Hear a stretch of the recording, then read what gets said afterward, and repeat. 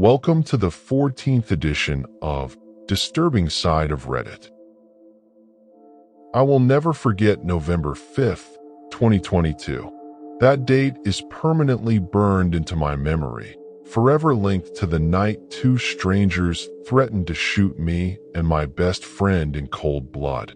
Summer was just around the corner, and I had finally finished my courses for the year.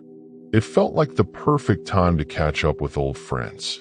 On that particular evening, I was meeting Nathan, my best friend at the time. His name has been changed for anonymity.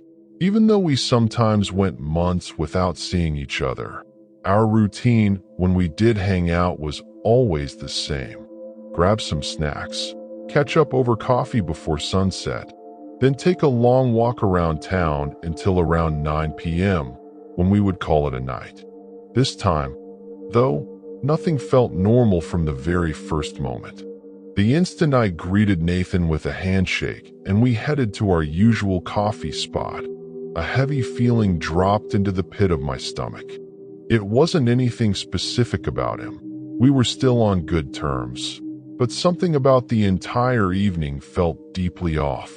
I tried to shake it away, telling myself I was just nervous because we hadn't seen each other in a long time. We sat down, ordered our drinks, and the conversation started normally enough. I convinced myself the unease was all in my head.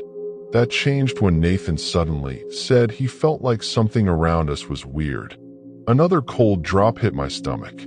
I kept my voice steady and asked, "You feel it too?" He nodded. He couldn't explain exactly what was wrong, but he said the surroundings felt strange, almost hostile, even though there was nothing obvious to be afraid of. Was this some kind of shared paranoia? Was the stress of the end of the year getting to both of us? We had no answers, but we both agreed it was the first time either of us had ever experienced anything like it. We finished our coffee, and I quietly thought that maybe skipping the usual long walk would be smarter. Perhaps we should just head home while it was still light outside. At that exact moment, my dad called and asked if I could check the price of a phone he was considering buying. As we walked toward the store, I told myself I would quickly look up the price, and then we could split ways and go home. But for some reason, even after the strange feelings we had both admitted to, we decided to continue with our usual long walk until dark. That was my last real chance to turn back before everything went wrong. We headed down a boulevard that had never felt dangerous before. On a normal Saturday evening, the grassy strip in the middle was usually packed with teenagers and young adults sitting around, drinking, smoking, listening to music, and laughing. But on this Saturday at 8:30 p.m., the entire area was completely empty. I like to think that was my final warning sign. As we passed a corner and crossed the street, I noticed two guys coming from the same direction. I glanced over my shoulder and saw they were now walking behind us. They looked around our age, maybe a little older. Normally something like that wouldn't raise any alarms, but these two immediately set off every internal red flag I had. First, they weren't talking at all. They moved in dead silence. Second, their pace was unnatural. They weren't trying to overtake us, but they also weren't falling far behind. They kept a deliberate, consistent distance. The four of us were completely alone on that street. As we approached the end of the boulevard, where it sloped down into a large park, I quietly warned Nathan, "Hey, those two guys behind us, they might be up to something." Nathan looked back quickly, then turned to me. "Want to cross the street? Just to be safe?" I nodded. We crossed the grassy median to the other side and continued walking forward. That was the moment my heart, my gut, and every instinct in my body understood what was happening before my brain could fully process it.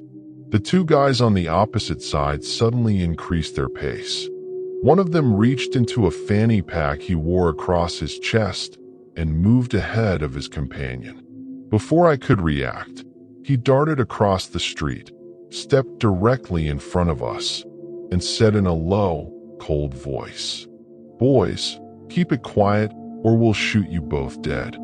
His partner closed in from the side at the same time. My vision blurred. I could no longer make out their faces clearly. All I could see were two figures standing in front of us, threatening to end our lives, and apparently armed. I froze completely. In that terrifying instant, my entire life flashed before my eyes. My parents, my girlfriend, the dog we had recently rescued, and who greeted me happily every time I came home. The thought, what was the last thing I said to any of them, hit me hard, because I believed I might never see them again. In pure panic, I handed over my phone to one of them and raised my hands. But Nathan suddenly snapped out of it and started running. I stayed frozen for a second longer while the attackers shouted at him to come back. It wasn't until Nathan yelled, "Run," at the top of his lungs that I finally broke free and sprinted after him. I tripped hard just a short distance away. Behind me, I heard one of them scream, "Shoot him! Shoot him!" I thought, this is it. This is how I die. Somehow I found the strength to scramble back to my feet and kept running, every step expecting to hear the crack of a gunshot. But no shot ever came. We ran several blocks until exhaustion forced us to stop. By then I could speak again, but all I could manage was to scream, "Help us, please help us," at the top of my lungs as we fled. When we finally caught our breath, Nathan realized he had lost his glasses back on the boulevard. He wanted to go back because he couldn't see properly without them, and replacing them would be very expensive. I refused at first, insisting we stay put and wait for help or the police. Eventually, he convinced me, and we cautiously returned to the spot where our lives had nearly ended. Fortunately, he found his glasses, and the two attackers were long gone. I'm not claiming anything supernatural occurred that night, but every strange feeling and warning sign we experienced beforehand felt like the universe was desperately trying to stop us from walking down that boulevard. Once the immediate danger passed, people suddenly started appearing on the grassy area. Exactly the kind of crowd that was usually there on weekend evenings. We ran into a kind woman who was waiting for her husband to finish work. When she heard what had happened, she immediately offered us a ride home, and we gratefully accepted. The moment I walked through my front door, I hugged my mom tighter than I ever had in my life, overwhelmed with gratitude that I was still alive to do so. That single evening changed me forever. I know such an attack could have happened on any date, at any hour, or in any place. But November 5th will never feel like a normal day to me again. Nathan and I eventually drifted apart, not directly because of this incident, but our friendship was never quite the same afterward. Especially for me, I could no longer bring myself to walk around those areas at night. I will never ignore that deep gut feeling again. If your instincts tell you something is off, trust them. It almost certainly is. One innocent conversation at an academic conference turned into years of lingering unease after a female student built an entire imaginary relationship with me and then threatened my real girlfriend. It happened almost 10 years ago during my final year of graduate school. As a requirement for graduation, I had to present a paper at a small conference organized by a committee of undergraduate students. That's where I first met her. She was likely 3 years younger than me, probably around 21, and served as one of the committee members, perhaps acting as a liaison officer. At the beginning, nothing about her seemed unusual. She came across as completely normal, polite, helpful, and genuinely enthusiastic about assisting presenters like me. But soon I started noticing small things that made me uncomfortable. She spoke loudly when she was near me, frequently invaded my personal space, and occasionally touched my arm or shoulder during conversations. I felt uneasy, but I tried to brush it off. Some people are naturally extroverted and expressive, I told myself. Besides, I was already in a serious long-distance relationship. My girlfriend and I had been talking seriously about getting engaged after I graduated. To me, this girl was nothing more than a stranger I had met at the event. My only goal was to present my paper, collect my certificate, and go home. When the conference ended, I assumed I would never see or hear from her again. A week later, I received an email from her. She said she wanted to write a paper on a topic similar to the one I had presented and asked if I could share some references. It seemed like a perfectly reasonable academic request, so I sent her a few PDF files and wished her luck with her work. I thought that would be the end of it. It wasn't. A few days later, she emailed again. This time she asked if we could meet in person so I could review a draft of her paper. I politely declined and suggested she simply email the draft to me instead. She refused to accept that. She kept insisting that she needed to meet me face to face. Then she mentioned needing a specific book for her research, a book that, unfortunately, she somehow knew I owned and no longer needed. I tried to rationalize the situation. Maybe she really was a struggling student who needed help. If I just gave her the book quickly, perhaps she would finally leave me alone. So I agreed to a brief meeting the next day at the university library. The entire encounter lasted less than 5 minutes. I handed her the book, told her she could keep it, and left immediately. I made sure my expression stayed cold and distant, hoping it would send a clear message that I wanted no further contact. She, on the other hand, looked absolutely thrilled. Her face lit up like a child spotting an ice cream truck.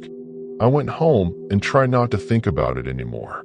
That's when the real creepiness began. A few days later, I received a text message from her. The problem was, I had never given her my phone number. She had apparently dug it up from the participant confirmation list of the conference, information that should have been used only for registration purposes. I felt a wave of discomfort and irritation. I texted back firmly, telling her that my number was for personal use only and that I did not want any further contact. Her reply came quickly. Why not make it personal this time? I was stunned. This girl was clearly not stable, I thought. I had no interest in engaging with her nonsense, so I simply stopped responding. I hoped that ignoring her would make her disappear. Instead, things escalated dramatically.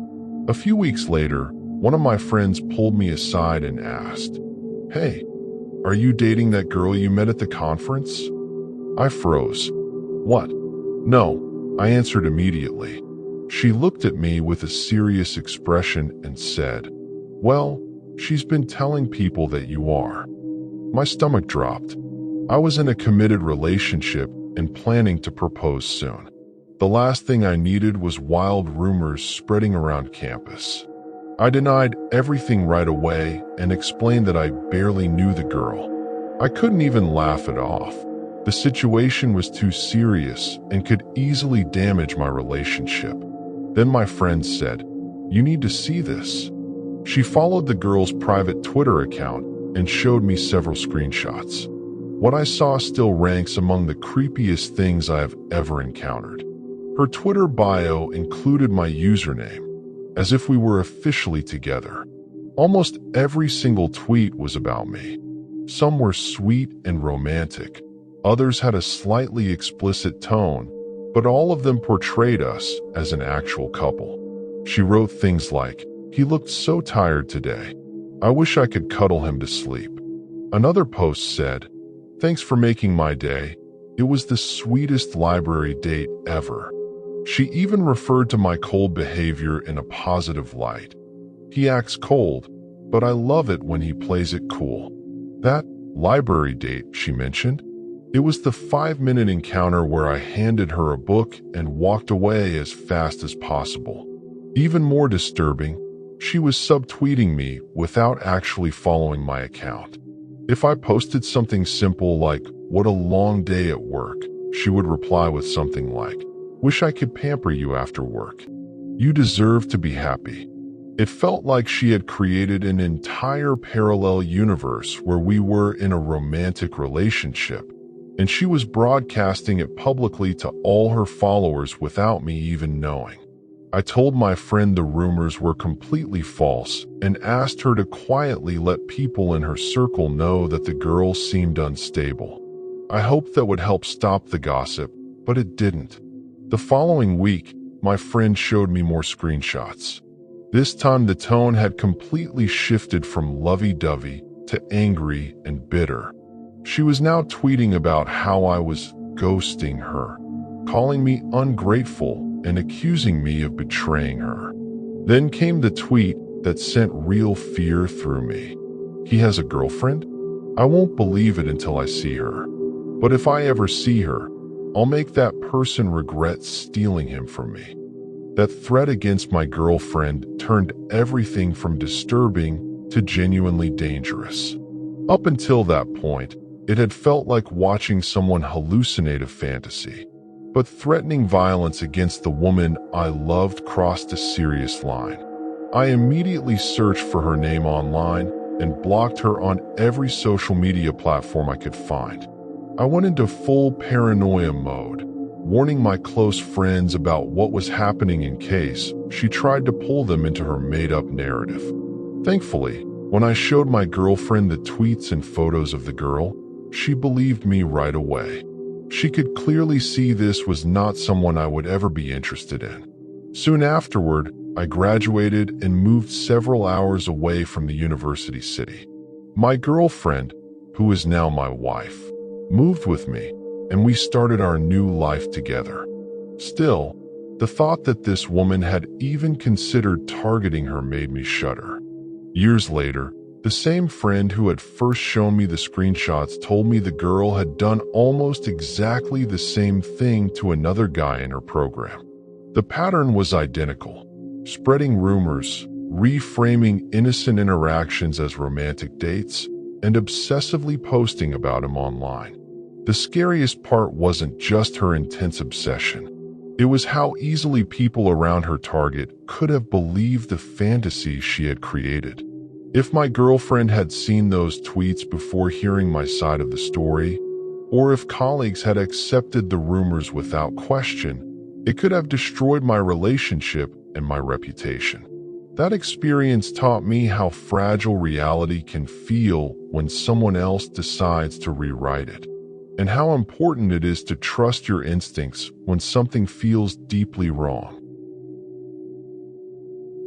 I never imagined my first night in Berlin would involve talking a stranger down from a 5th-floor window ledge, twice, while my friend slept just feet away. It was 2022, only a few months after the Russia-Ukraine war had begun. Berlin was overflowing with refugees arriving by train every day. We were 3 friends, 2 guys and 1 girl, staying at a hostel near Hermannplatz. Our room was a 4-person dorm with a private bathroom. When we checked in, the other bed was empty, so we assumed we had the whole space to ourselves. We went out for beers, returned late, and the room was still empty. We felt lucky. The room was on the 5th floor. The large window opened fully with no safety lock or barrier. 2 bunk beds stood in the room, one right against the window wall, the other across the space. A chair and small desk sat directly in front of the window. Late that night, the door suddenly opened and a man walked in. He told us he was from Kharkiv, Ukraine. It was difficult to tell whether he supported Ukraine or Russia after our short conversation. From the moment he entered, something about him felt wrong. He seemed extremely nervous and stressed, talking rapidly and nonstop. We chatted in English. At first we thought he was simply anxious from his journey or exhausted from traveling. Time passed. It was already around 3 a.m. My two friends had fallen asleep, but I stayed awake, still talking with him.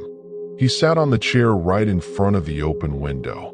Eventually, I politely told him we planned to visit museums early in the morning and that it would be best if everyone tried to sleep or at least stayed quiet. He agreed. I turned off the lights and lay down. He went into the bathroom. A few minutes later, I heard strange knocking sounds, soft at first, then growing louder. Suddenly, there was one loud bang followed by complete silence. Worried, I got up and walked to the bathroom door, which he had left slightly ajar. I saw him lying on the floor next to a small toiletry bag. I asked if he was okay. He replied yes and told me to leave him alone. I returned to bed, but now I was wide awake and anxious. He eventually came out of the bathroom and began doing exercises, stretching, push-ups, then sprinting back and forth across the small room. Next, he ran out into the hostel hallway, where I could hear him running up and down. I lay there staring at the ceiling, wondering what was happening. When he returned, he complained that he was hot and opened the window wider. It was April, cool but not freezing. Then, without warning, he took a running start from the door toward the window.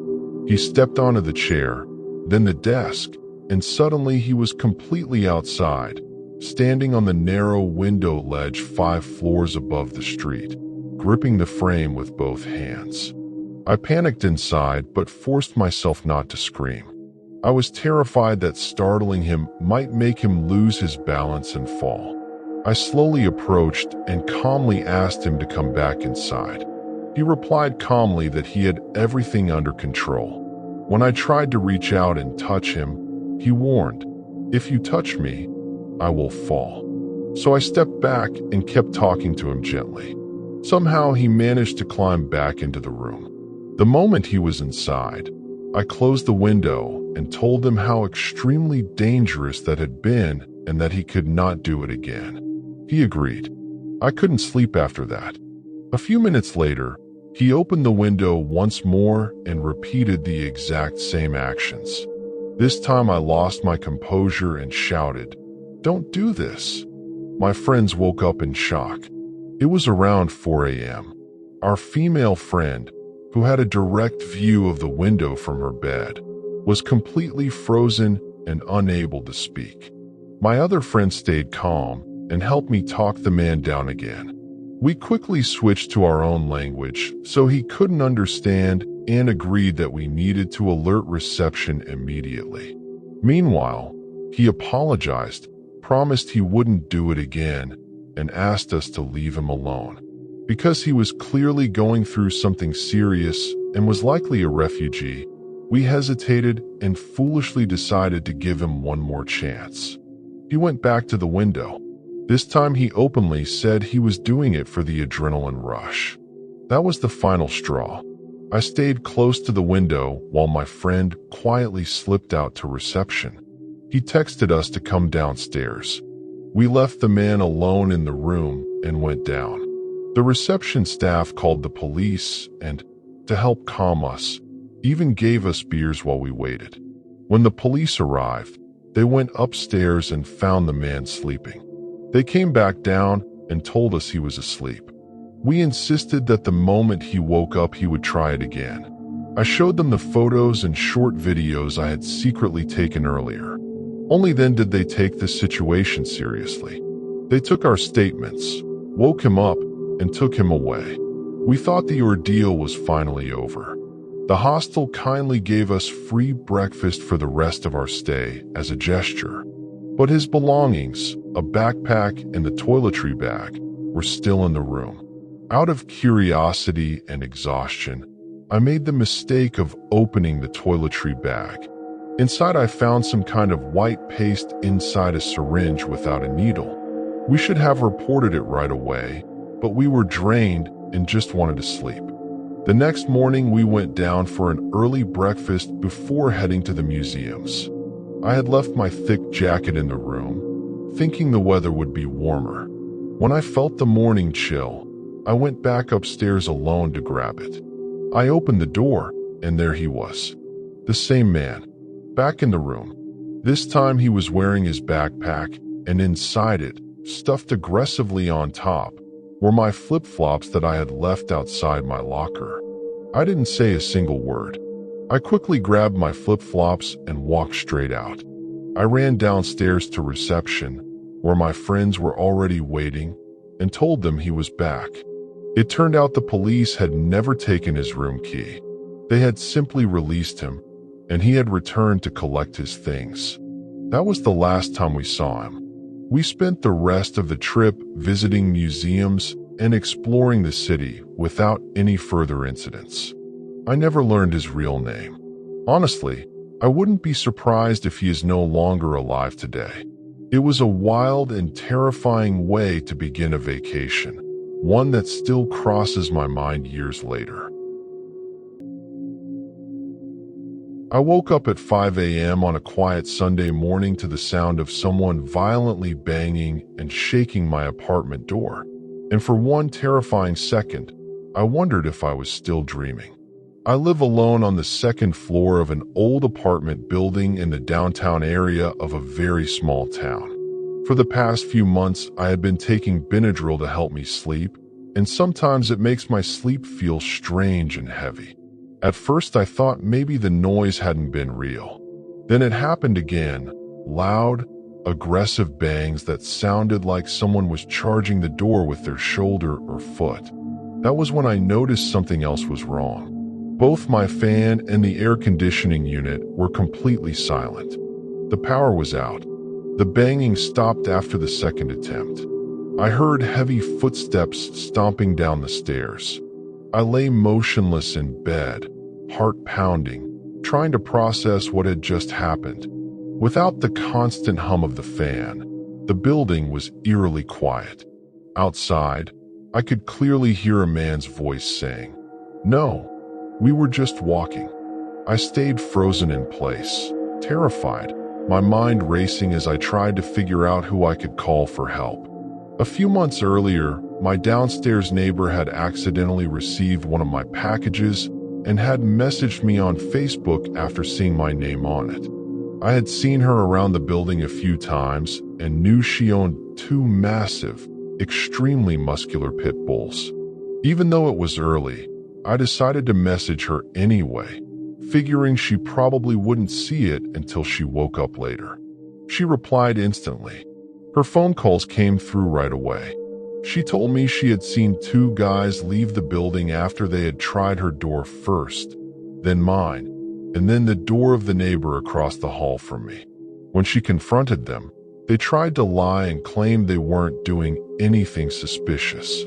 She had already called the police. By the time I went downstairs to meet her, the intruders were gone.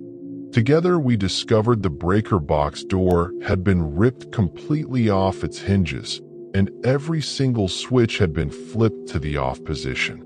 That explained the power outage. Unfortunately, there was a security camera outside, but our landlord said he was still trying to back up the footage to see if it had captured anything useful. Our other neighbor soon woke up as well. She had slept through the entire incident and had no idea anything had happened. My downstairs neighbor managed to get the power turned back on. The police arrived within about 20 minutes to take statements from all of us. Apparently, she had been awake the whole time and had heard the men trying to open her door. Instead of barking loudly, her two pit bulls had only done a low, deep growl, which was probably what kept the intruders from pushing harder on her unit. She gave the officers detailed descriptions of the two men. The police haven't provided any updates to us yet. Some of my coworkers later suggested it might have been related to that viral TikTok trend where people kick in doors as a prank. Thankfully, my apartment door opens outward instead of inward, which might have made it much harder for them. Still, the fact that they deliberately cut the power to the entire building and then tried to force open all 3 units on the second floor makes it feel far more like a planned break-in attempt than some stupid internet challenge. I've barely slept since that morning. Every small noise now puts me on edge, and I'm finally about to try to get some rest again tonight. To the 2 guys who decided to try breaking into apartments at 5 a.m. that Sunday, consider yourselves extremely lucky that you didn't end up getting torn apart by 2 very protective pit bulls. I never believed in coincidences until the day a complete stranger from my past suddenly reappeared, blocking my car in a tiny parking lot 40 minutes away from home. It happened on an ordinary morning.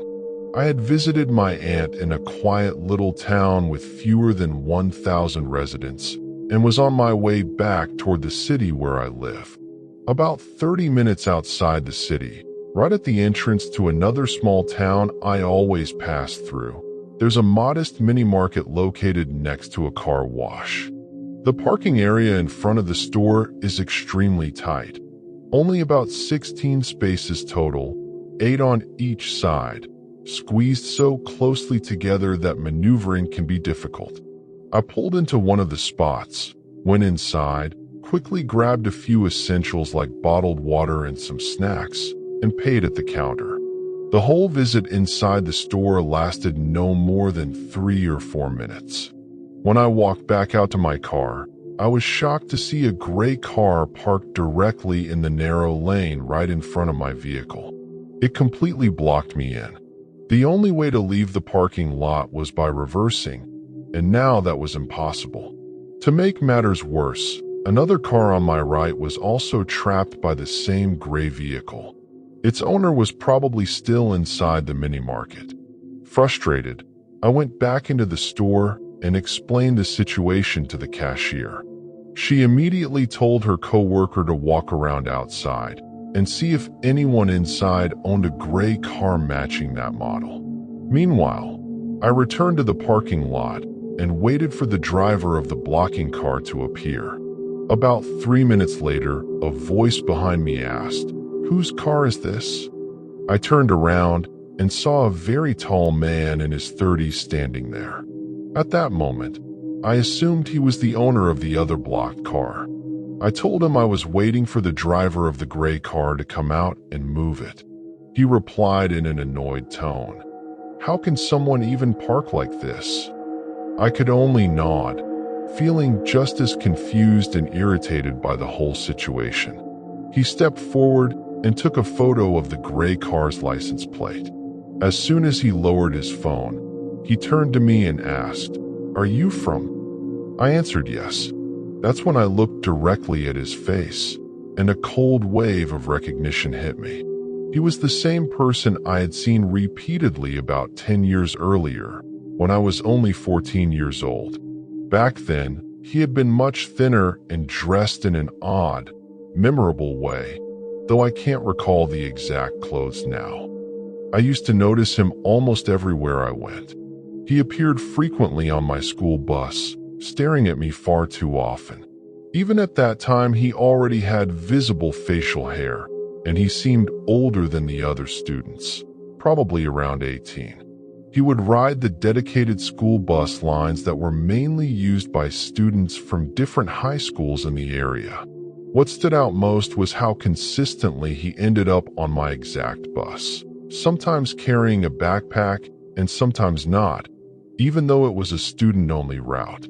One afternoon after school, I clearly remember seeing him on the bus again, then later spotting him sitting on a bench in a public square as my bus passed by, his eyes still following me. Every morning he would arrive at the bus stop from a completely different direction, yet in the afternoons when I was heading home, he always seemed to be walking in the same direction as me.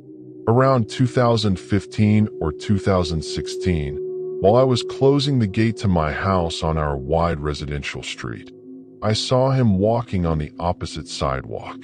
I also caught glimpses of him on the bus during that same period. Then, one day he simply vanished. I stopped seeing him entirely. Now, More than 10 years later, here he was again, standing right next to me in this random mini-market parking lot. After I confirmed I was from that city, he simply nodded without saying anything more. A short while later, the actual owner of the gray car finally emerged from the mini-market. He was an older man with white hair, wearing a black leather jacket. He had a slight hunch and walked with an unusual gait. The tall man beside me immediately approached him and asked if he thought it was normal to park that way and block other cars. The older man apologized quickly, explaining that he had been in a hurry, got into his car, and drove off. Once the lane was finally clear, the tall man turned back to me with a slight smile and said, "I don't know what to tell you," before letting out a short laugh. He said goodbye, got into his own car, and drove away as well. I stood there for a moment, stunned. To this day, I still don't know what to make of it. There are only two possibilities. The first is that this was an enormous, almost unbelievable coincidence. After all, we were roughly 40 minutes away from the city where we both apparently live. That morning I had left my house around 9 a.m., and this encounter happened near noon. The chances of running into the exact same person from a decade earlier in such a random spot, at such a precise moment, seem astronomically small. The second possibility is far more unsettling, that this man had somehow been following me again after all these years. If that's true, then either he got incredibly lucky that the older man parked in such a careless way that blocked both our cars at the exact time I was inside the store for only 3 or 4 minutes, or the entire situation was somehow staged and the two men knew each other. When I first parked, I'm almost certain there was no other car immediately next to mine. The timing feels too perfect to ignore.